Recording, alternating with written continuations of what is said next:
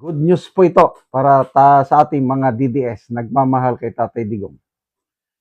Via Yahoo Financial Times, Donald J. Trump, US President, wants Russia and China to team up against war crimes court at the International Criminal Court.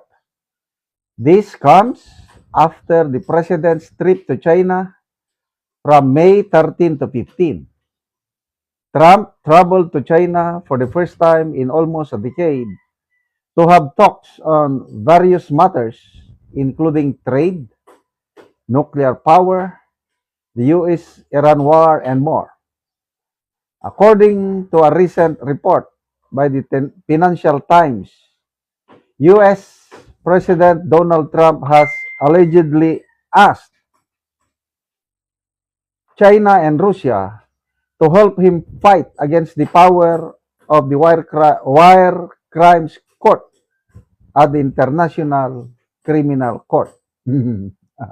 So, nako, sabi ni, ito ng comment, opinion ni Dare Toas. Nako, US, China, Russia, nagtulungan na, baka magalit sa inyo si Bongbong Marcos niyan.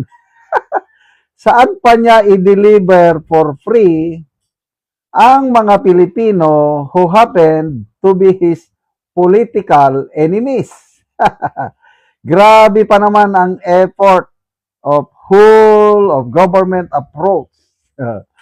DOJ, DILG, NBI, PNP. Yan, nagsama na yan. Dati, hindi sila nagkakasundo. Kailan ngayon, iisa na lang ang tono nila. Aristohin si Bato at all cost. Paano pa papalakpakan ng mga pink lawans, dilawans, pulahan, and Joma Season Club si BBM kung gagawin nyo sa ICC? Inutil yata ang judiciary, kaya ICC ang pag-asa. So, ako, natuwa ko with this post. Sana totoo, ano. Birin mo yan, mag-team up yung big three. Di ba? O minsan, nagkakabanggaan itong tatlo. Ngayon, mayroon silang common enemy. Ang ICC. Yang ICC na yan, inisyuhan nila ng warrant of arrest si President Putin. Natural. Lalaban ang Russia versus ICC. Ang Prime Minister ng Israel, very close friend ng US. Inisyuhan din ng warrant of arrest. Kaya galit ang US, ICC. Ito na naman China. Ang ganda. Gumaganda ang relasyon niya with the US. Of course, kaibigan niya ang Russia. Pero mayang magtulungan yung big three, mga superpowers against ICC. Wow! Mayroon tayong aasahan. Pagkadarating ang panahon, mawawalan na ng kapangyarihan itong ICC. O di, may pag-asa ng ating Tatay Digong. Kaya, I think, sa tingin ko lang, this is unanswered prayers. Kasi ako, everyday pinagdadasal ko ang Duterte family. Kasama na si Tatay Digong na makomfort siya doon dahil napakahirap po ang kalagayan ng ating Tatay Digong. Yung mapreso na ganyan, malayo ka sa pamilya, sa mga apo, ang sakit nun. Kaya lang, God has a purpose. Romans 8:28, for all things, God works for the good of those who love the Lord. So, kapit lang tayo mga kaibigan. Salamat na lang at hindi sila nagtagumpay sa pag-aresto kay Senator Bato. Kasi kung naaresto nila si Bato nung May 11, wala na, nandun na rin siya ngayon. Dalawa na sila sa ICC ni Tatay Digong.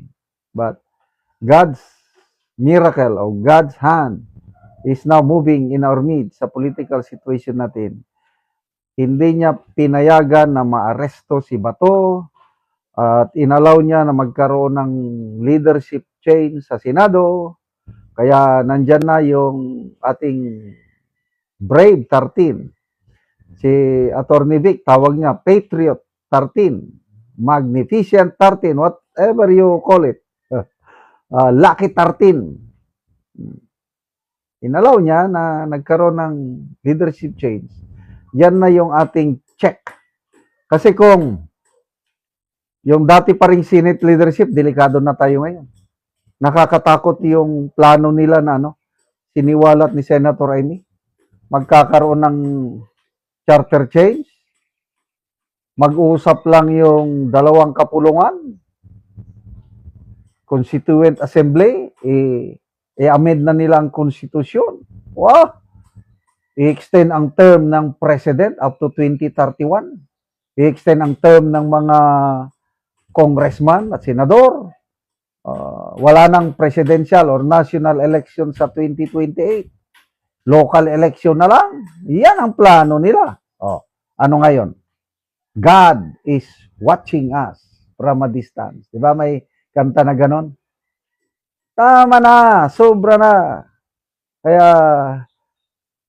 tuloy lang po natin ang pagdarasal. Ako, pinagdarasal ko yung Brave 13. Leadership ni Senator Cayetano na God will give him his wisdom as he led the Senate. And of course, protection kay Senator Bato. Lalo na ngayon na mayroon ng order ng DOJ sa PNP, NBI, other law enforcement agencies na i-enforce ang ICC warrant of arrest. Kaya, mapipilitan ang PNP because it's a lawful order from the executive, hahanapin nila si Bato. So, ang Bible nagsabi, if God is with us, who can be against us? Di ba may ganong verse sa Bible? I believe God is with Senator Bato at he will be protected.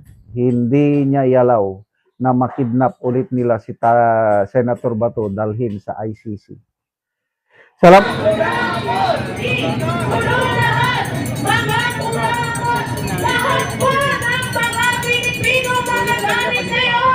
Ulitin po natin ang ating chanting. Nagpaninig, nagpaninig ang sagabaw sa loob ng Senado.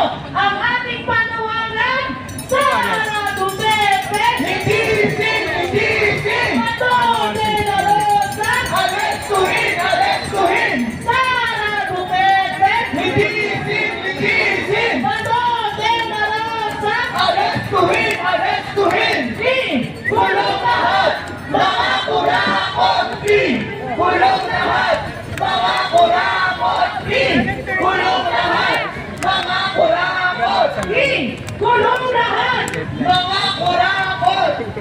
Ngayon po ay patuloy tayong magbibigay ng isang mensahe at tinatawagan ko po ngayon dito sa entablado ang Pangulo ng Mamamayang Liberal Party List. Palakpakan po natin former Congressman Eddie Baguilan.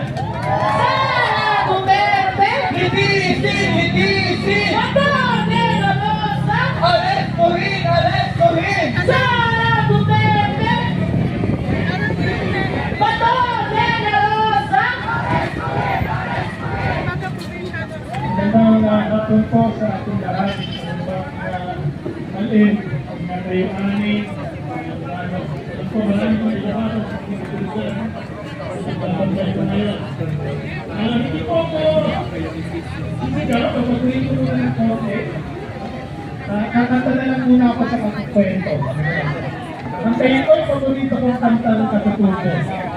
Dahil ka, maraming mga Ilocano at mga pamilya ay mga katulisan.